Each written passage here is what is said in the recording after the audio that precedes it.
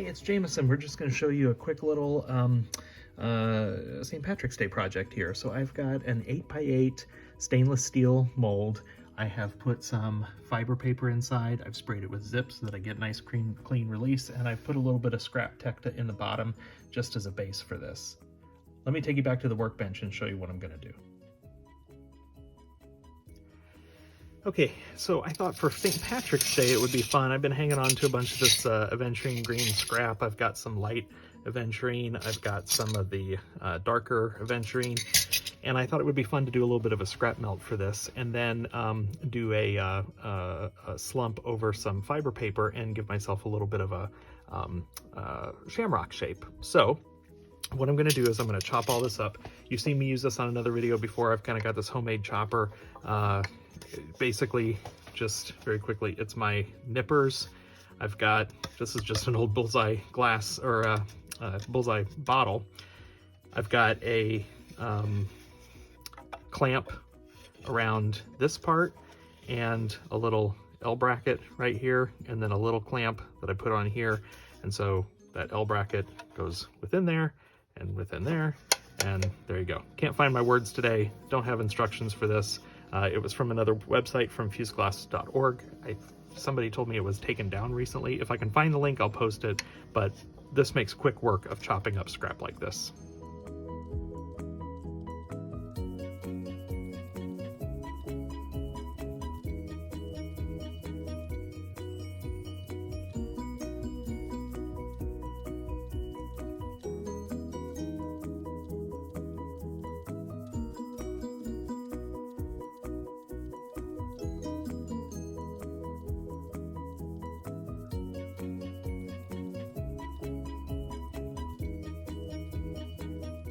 Okay, so you saw I chopped all that up. I added a fair amount of clear scrap as well, just to kind of give it some variation. This weighs 1 pound 5 ounces. That's more than what I need for that mold. That mold and the size I think I calculated to be 1 pound 3 ounce. And I've already put that clear layer in the base. So I realize I'm gonna have a thicker piece, but that's okay. I just wanted to use up the scrap, so I'm gonna throw it in now and show you what that looks like. Okay, here we go. I've filled up my mold. I just really just kind of spread it out in there. Tried to make sure that there was a good couple of layers in every spot, particularly around the edges, so that I don't have glass that pulls away. Might need to fix that corner there. Just to make sure I've got glass in all spots and it doesn't pull away from the sides too much. So I'm going to do a full fuse on this. I'll post the schedule that I use, and we'll see what this looks like when it comes out. Okay, I pulled this piece out of the kiln, and I'm pretty happy with it. I think the colors are really cool because it's aventurine green, and you can't beat that. And I don't have any bubbles, so I'm pleased with that. The surface is nice and smooth. There's just a little bit of variation, but hardly any. I mean, I'm thrilled with that. So, and I like the depth that you get in using a fair amount of tekta in this as well. So the frame, the steel former came right off because I had sprayed my liner with Zip, and so I very carefully lifted that off so that I can reuse that again. There was a fair amount of spalling that came off, and so that's always a little bit, to me anyway, it's a little alarming when you open the kiln and see that black spalling everywhere, but it's good, everything's fine. But what I'm really excited about is I'm going to try kiln carving for the first time.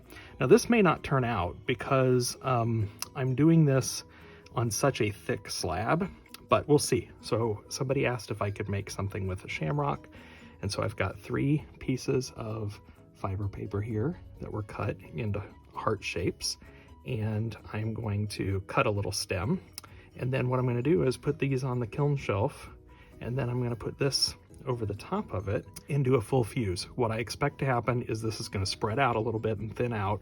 I'll probably hold at my top temperature fairly long to give it that time to spread out, and then you'll be able to see the indentation, I believe, because I've never done kiln carving, but you'll be able to see the indentation of that clover with our shamrock within this glass. So I'll go set up the kiln shelf and fire this.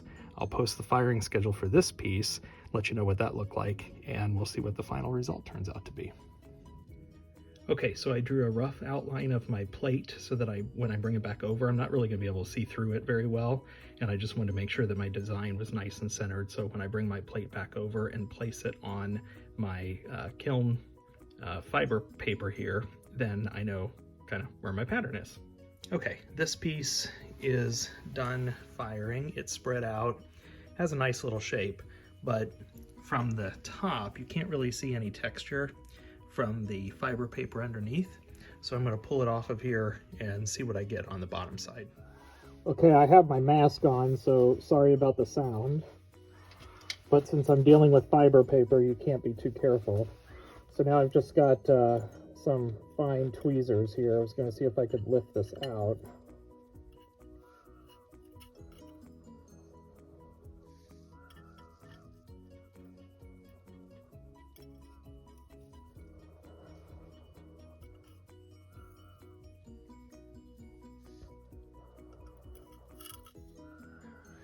All right, those came out pretty cleanly. I might even be able to use those again. So here's the underside.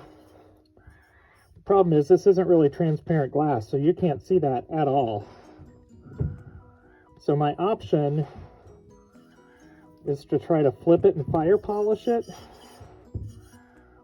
and see if I can retain that shape. I think that's might be what I do. If I do full fuse, I'm going to lose that again. I think I might try to do a fire polish type schedule on this and see if I can get this to smooth out and look nice and still retain some of that shape. Okay, I decided to put this in a square slumper mold from Bullseye and slump it at a very slow 1250 for 90 minutes. I don't know. I'm not loving it. A couple of things. You know, there's some distortion on the edge here. Some of this fired to a glossy finish on the edges, whereas the rest of it's matte, so it's a little inconsistent. I used 2 pieces of tekta on the base of this, and you can kind of see that line that runs through there a little bit. So I don't know. This may go back into the scrap pile. I don't know what I'll do with it, but you know, I also learned that just, you know, be mindful of your glass selection on stuff like this. I think I was hoping that you would be able to see this through this side, and that glass is just not transparent enough to allow you to see that impression in there. So anyway, I don't know what I'll do with it. Never refuse to refuse, so I may chop this up again and use it for something else because the glass itself is gorgeous. I'm just not pleased with the outcome of this. I'm going to try another Shamrock project and show you what that looks like.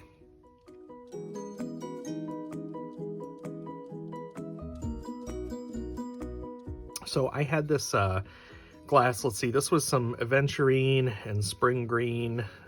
Maybe there's something else in there, I can't even remember. I'll have to go find which Bullseye glass this was, but nice Bullseye streaky. You've got some of the aventurine in there, which is kind of cool. So what I've done is I just cut some tekta, put tekta down as the base and the green on top. Is that what I did? Now I'm questioning. Actually, I think the green might be the base and the tekta's on top. It's such a clean full fuse. I can't actually tell. I think I did tekta on top on these. Yeah, in fact, I know I did. So yeah, green base, tekta on top. And now I'm going to take you to the kiln and show you how I'm playing with these from a kiln carving standpoint. So what I've done is I have, let's see if I can get you to see this. Can you see I've cut 3 layers of hearts out of fiber paper, making a shamrock under there. You can barely see it through the glass. I also cut a little stem. And so those 3 layers of fiber paper are just stacked under there, and then that glass is on there, and I want the glass to slump down over it slowly. Here's an example. Now this was only 2 layers, so I've added a 3rd layer of fiber paper, and I'm doing it again. I'm not going to pick it up, but I'll show it to you once it's done, because I just wanted a little bit more depth. So now I've added 1 more, and I'm going to slump this one again. What I'm getting is this really shallow, cool, basically dish out of it. So I will show you what these look like when they come out of the kiln. I'm going to fire them, can't remember the schedule, 1250 up to 1250, and a long hold, like 90 minutes, because I've got some other stuff in here that I'm kind of doing all at once, but I'll show you what they look like in a little bit. Here's another experiment that I'm doing. I have this dish mold, and I've put 2 layers of fiber paper cut out into the shape of a shamrock in the bottom of this dish. So I'm going to slump a piece of glass into the dish, but leave this impression in it, and we'll just see what that looks like too. Okay, so here is the first piece that I put, which was shiny side down, and we'll see what that looks like underneath when I pick it up. Here's the other piece where I did shiny side up, and so again, we'll pick that up, and then here is the piece that I made in the dish. Let's take them over to the bench and see what they look like. Okay, you're not going to be able to hear me as well because I have my mask on, but I do not mess around when it comes to fiber paper. So let's see how this works.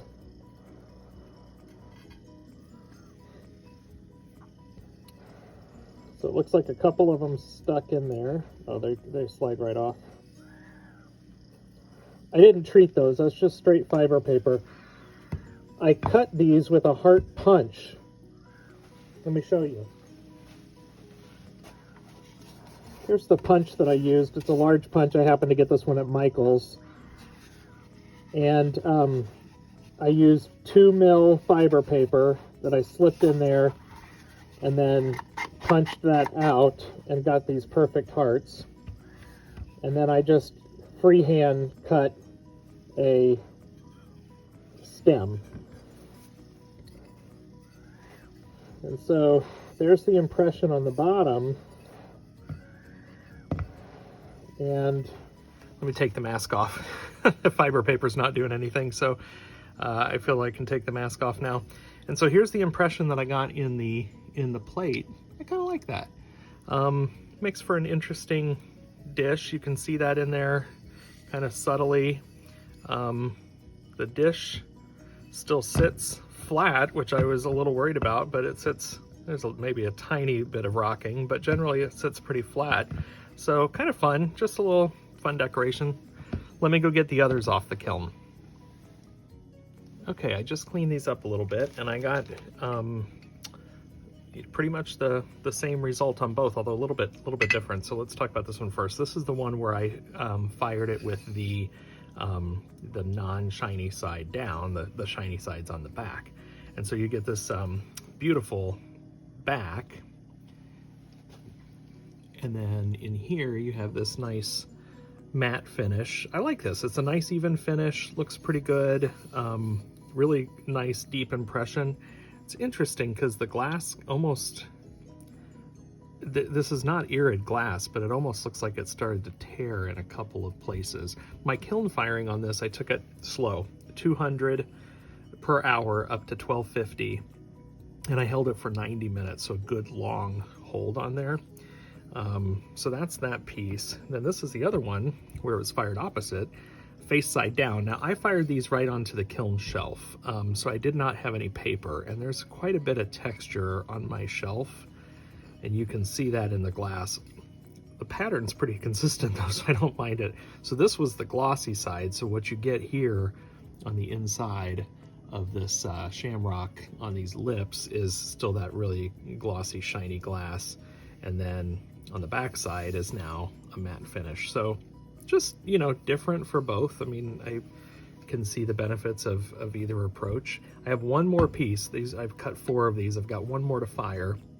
And so now I guess I got to decide which one do I want to go with. Do I want to go shiny on the back, or do I want to go shiny down? Again, you kind of get different for each. Or do I want to put it back into this plate mold and do a different, you know, style plate out of it? So there you go, 3, really 2.5 kind of approaches to this. Super simple square cuts with some tekta and some pretty glass. And then I would call this kiln carving, or even, you know, slumping over fiber paper, whatever you want to call it. But it turned out, ooh, goodness, it turned out well. So pleased with these. Hope you're enjoying these videos. Please subscribe to catch more in the future. Bye-bye.